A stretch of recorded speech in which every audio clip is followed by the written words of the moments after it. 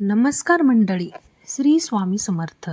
स्वागत आहे तुमची माझी या यूट्यूब चॅनलमध्ये. आजचा दिवस तुम्हाला खूप छान सुखाच्या आनंदाच्या जावो हीच मी स्वामींच्या चरणी प्रार्थना करते आणि आज या नवीन व्हिडिओला सुरुवात करते. यंदा 25 जुलै म्हणजे शनिवारी आली आहे देवशयनी आषाढी एकादशी. आषाढी एकादशी म्हटलं की आपल्या डोळ्यासमोर येतं ती म्हणजे पंढरपुरांची वारी. वर्षभरातला 24 एकादशीपैकी आषाढी एकादशीला विशेष महत्त्व आहे. आषाढी एकादशी आषाढ महिन्यातला शुक्ल पक्षात येतं. भक्तांसाठी आषाढी एकादशी हा दिवस विष्णूंचा आशीर्वाद घेण्याची असतं. असे म्हटलं जातं की या व्यक्ती या दिवसाच्या व्रत करतं त्याच्या सर्व पाप नष्ट होतात आणि त्याच्या मोक्ष प्राप्ती होतं. या दिवशी चतुर्मासाच्या सुरुवात देखील होतं आणि पंढरपुरात येतं मोठी यात्रा भरतं. लाखो वारकरी पंढरपुरात येऊन विठ्ठलांच्या दर्शन घेतात. विठ्ठलांच्या नामाने अवघी पंढरी धुमधुमली जातं. आषाढी एकादशीला देवशयनी एकादशी किंवा महा एकादशी असे देखील म्हटलं जातं. असे मानलं जातं की या दिवशी भगवान विष्णू 4 महिना योगिनी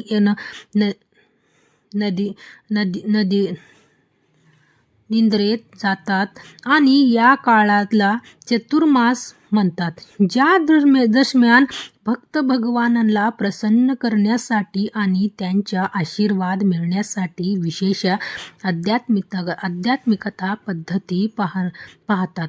या दिवसाच्या व्रताच्या सर्व देवांच्या तेज एकटेलेली असतं. या दिवशी वस्तुदान केल्याने पुण्य प्राप्त होतं आणि देव प्रसन्न होतात. ते तुमच्या कर्म शुद्ध करतं आणि जीवनातल्या अडथळ दूर करतात. स्वास्तिक आहार शरीर आणि मन शुद्धता ठेवतं. तसेच या दिवशी पिंपळाच्या झाडाशी पूजा केल्याने त्याच्या जल अर्पण केल्याने पितृदोष शांत होतं आणि कुंडलीतल्या ग्रहाच्या नकारात्मकता प्रभाव कमी होतात. यामुळे जीवनातली स्थिरता येतं आणि शांती येतं. या दिवशी विठ्ठल रुक्मिणींच्या संयुक्त पूजा घरात सुख शांती समृद्धी आणतं. संपत्तीत अपार वाढ होतं आणि सर्व इच्छा पूर्ण होतात. या वर्षी देवशयनी एकादशीच्या दिवशी अनेक दुर्मिळ आणि शुभयोगाचा संयोग जुळून येत आहे. असे की अमृतसिद्ध योग, शिववास योग, ब्रह्मयोग, इंद्रयोग आणि पुष्प नक्षत्रावर सूर्य व उंच राशीतला गुरु यांचा संयोग. या युगामध्ये या दिवशी केलेली जाणाऱ्या प्रार्थना आणि उपायाच्या आपल्याला अतिशय शीघ्र फळ प्राप्ती होत आहे. धार्मिक दृष्टी हा दिवस अतिशय महत्त्व असल्यामुळे या दिवशी काही प्रभावी उपाय आणि सेवा देखील केला जातं आणि म्हणूनच आषाढी एकादशीच्या दिवशी व्रत नाही केलं तरी चालेल, पण प्रत्येकाने आवर्जून ही गोसेवा करायची. आणि म्हणजे आपल्याला गाईचे फक्त ही एक वस्तू खायला घालायची. ही वस्तू खायला दिल्यामुळे आपल्या जीवनामध्ये असणारा प्रकार पितृदोष, ग्रहदोष, शत्रुपीडा तर नष्ट होणारच आहे, पण आपल्या 7 पिढ्यांच्या दारिद्र्य नष्ट होऊन आपल्या कितीही कठीणातली कठीण इच्छा पूर्ण होणारच आहे. तर ही कोणती वस्तू खायला घालायची, कोणत्या वेळात घालायची याबद्दल सविस्तर आणि महत्त्वाची अशी माहिती मी तुम्हाला या व्हिडिओमध्ये सांगणार आहे. तर व्हिडिओ पूर्ण पहा आणि जर तुम्ही चॅनलवर नवीन असेल तर चॅनलला सबस्क्राईब करा आणि शेजारी बेल आयकॉनला सुद्धा प्रेस करा, जेणेकरून तुम्हाला माझ्या नवनवीन व्हिडिओ नोटिफिकेशन ही मिळत राहील आणि तुम्ही एक पण व्हिडिओ मिस करणार नाही. आणि कमेंटमध्ये ओम नमो भगवती वासुदेवाय नमः लिहायला विसरू नका. तुम्ही एकादशीच्या व्रत करत नसतील तरी सुद्धा तुम्हाला आवर्जून आषाढी एकादशी आणि कार्तिकी एकादशीच्या व्रत ही करायचीच आहे. कारण या दोन्ही एकादशीच्या व्रत केल्यामुळे आपल्याला वर्षभरामध्ये येणारी 24 एकादशीच्या व्रत केल्याने पुण्यही प्राप्त होतं असतो. आषाढी एकादशीच्या दिवशी आपल्याला सकाळी ब्रह्ममुहूर्तावर उठायची आहे आणि अंथरूणमध्येच आपल्याला श्रीहरी विष्णू आणि माता लक्ष्मीच्या स्मरण करायची आणि या दिवसाला सुरुवातही करायची आहे. यानंतर आंघोळीच्या पाण्यामध्ये आपल्याला हळद आणि गंगाजल टाकून स्नान करायची. जर तुम्हाला शक्य असेल तर आवर्जून या दिवशी तीर्थक्षेत्र जाऊन स्नान करा. स्नान केल्याने यथाशक्तीप्रमाणे आपल्याला दानही करायची आहे. दान केल्यामुळे आपल्यावर श्रीहरी विष्णू आणि माता लक्ष्मीच्या भरभरून कृपाही होत असतं.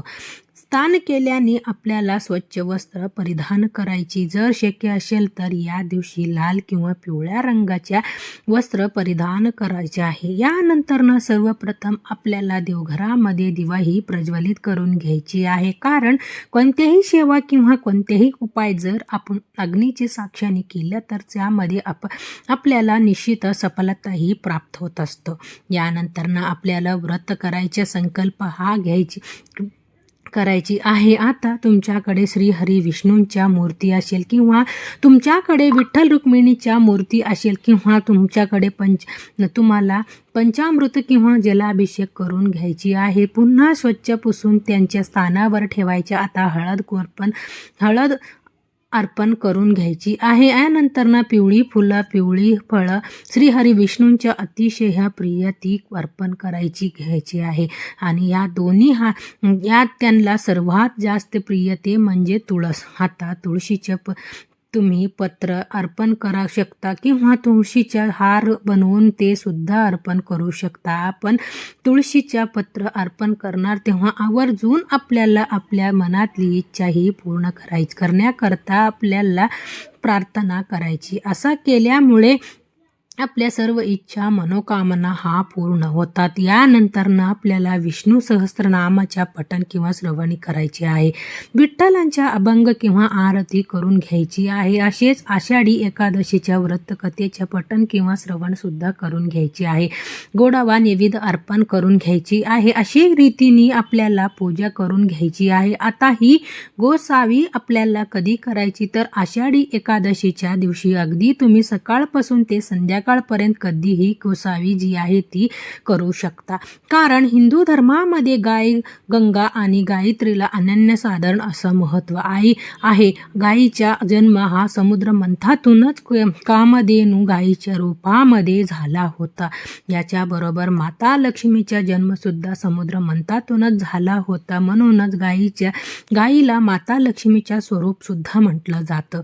11 गायी 11 रुद्राची आई आहे. 8 वासूच्या कन्या आहे. 12 आदित्य यांची बहीण आहे आणि अमृतरूपी दूध देणारी जे व्यक्ती गोसावी करते त्यांच्या सर्व इच्छा तर पूर्ण होता पण त्यांच्या मृत्यू पक्षात स्वर्गाच्या प्राप्ती सुद्धा होत असतं.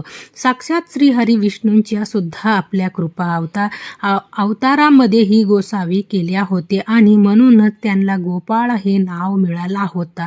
आणि म्हणूनच आपल्याला शुद्ध आवर्जून आषाढी एकादशीच्या दिवशी ही गोसावी जी आहे ते करू शकतात. आता जर गाय तुमच्या घरी असेल तर घरच्या घरी तुम्ही ही गोसावी करू शकता किंवा तुम्ही एखादी गोट्यात जाऊ शकता, गोसावीमध्ये जाऊ शकता किंवा कुठेही वाटत तुम्हाला गाय भेटला तर तिथे सुद्धा तुम्ही हा उपाय जे आहे करू शकता. तर मंडळी, सर्वप्रथम आपल्याला तिच्या दोन्ही पायावर पाणी ही अर्पण करून घ्यायची आणि यानंतर तिच्या आरती करून घ्यायची आहे. मग तिच्या वस्तू आपल्याला गाईला खायला घालायची आहे, ते म्हणजे पिवळी केळी आणि गूळ. तर आपल्याला काय करायची, प्लेट घ्यायची, प्लेटामध्ये आपल्याला 8 वेळी ठेवायची, 8 केळी ठेवायची, त्याच्याबरोबर 8 गुळाच्या खडे सुद्धा ठेवायची आहे. गाईला पिवळी केळी खायला दिल्यामुळे आपल्या कुंडलीतला गुरुग्रह हा बलवान होतो आणि जर आपल्या कुंडलीतला गुरुग्रह बलवान झाला तर यामुळे आपल्या जीवनामध्ये असणारे ज्या आर्थिक समस्या आहेत ते यापासून आपल्याला मुक्तताही मिळत असतं. याच्याबरोबर गाईला गुळाच्या खडा खायला दिल्यामुळे आपल्याला आपल्याला ग्रह दोषापासून मुक्तताही मिळतं. आपल्या कुंडलीमधले असणारे राहू, केतू, शनी, मंगळ दोषापासून आपल्याला मुक्तताही मिळत असतं. आपल्याला एक प्लेट घ्यायची आहे आणि त्या प्लेटामध्ये आपल्याला 8 केळी त्याच्याबरोबर 8 गुळाच्या खडेसुद्धा ठेवायची आहे. काही वेळाकरता ही प्लेट जी आहे ती आपल्याला आपल्या देवघरासमोर असणारे श्री हरी विष्णू आणि माता लक्ष्मी समोर ठेवायची आहे. यानंतर ना आपल्याला हा प्लेटामधला 4 केळी तसेच 4 गुळाच्या खडे जे आहेत तर ते उचलायचे आहे आणि गाईजवळ घेऊन जायची आहे आणि आपल्या हातातून गाईला हा केळी आणि गुळ जे आहेत ते खायला घालायची आहे. कारण असं म्हटलं जातं की जेव्हा गाय आपल्या हातातून ह्या वस्तू खातात आणि तिच्या जीभ आपल्या हाताला लागतं तर त्यामुळे आपल्याला आपल्या जीवनामध्ये असणारे जे दोष आहे, दारिद्र्य आहे ते दूर होण्यामध्ये मदतही मिळत असतं. यानंतर आवर्जून आपल्याला गाईला पाणी सुद्धा प्यायला द्यायची आहे. गाईला पाणी प्यायला दिल्यामुळे आपल्याला चंद्रदोषापासून मुक्तताही मिळत असतं. यानंतर आपल्याला गायीभोवती 11 प्रदक्षिणा मारायची आहे. प्रदक्षिणा मारताना निरंतर आपल्याला ओम नमो भगवती वासुदेवाय नमः हा मंत्राचा जप करायची आहे. 11 प्रदक्षिणा करून झाल्यानंतर आवर्जून आपल्याला गायीच्या पायाच्या खालची थोडी माती उचलायची. तिने आपल्या कपाळावरती टिळा हा लावायचे. कारण जे मनुष्य गायीच्या हाताचा स्पर्श करून प्रदक्षिणा करतं तसे तिच्या चरणाखालच्या धूळ मस्त केळी होतं त्याची पृथ्वी प्रदक्षिणा हा सर्व तीर्थामध्ये स्नान केल्याने पुण्यही प्राप्त होत असतं. यानंतर आपल्याला जर गाय स्पर्श करून देत नसेल तर आवर्जून आपल्याला गायीच्या पाठीवर हात फिरवायचा आणि आपल्याला मनातली इच्छा ही बोलायची आहे. अतिशय उंच कोटीची ही सेवा आहे. या सेवामुळे आपल्या जीवनामध्ये असणारे प्रकार पितृदोष, ग्रहदोष, शत्रुपीडा तर नष्ट होणारच आहे, पण आपल्या 7 पिढ्यांचे दारिद्र्य नष्ट होऊन आपली कितीही कठीणातली कठीण इच्छा ही साक्षात श्री हरी विष्णू आणि माता लक्ष्मी पूर्ण करणार आहे. म्हणूनच व्हिडिओ जास्तीत जास्त लोकांपर्यंत शेअर करा आणि व्हिडिओ आवडला असला तर लाईक करा. तर भेटूया नेक्स्ट एक व्हिडिओमध्ये. तोपर्यंत सर्वांना श्री स्वामी समर्थ.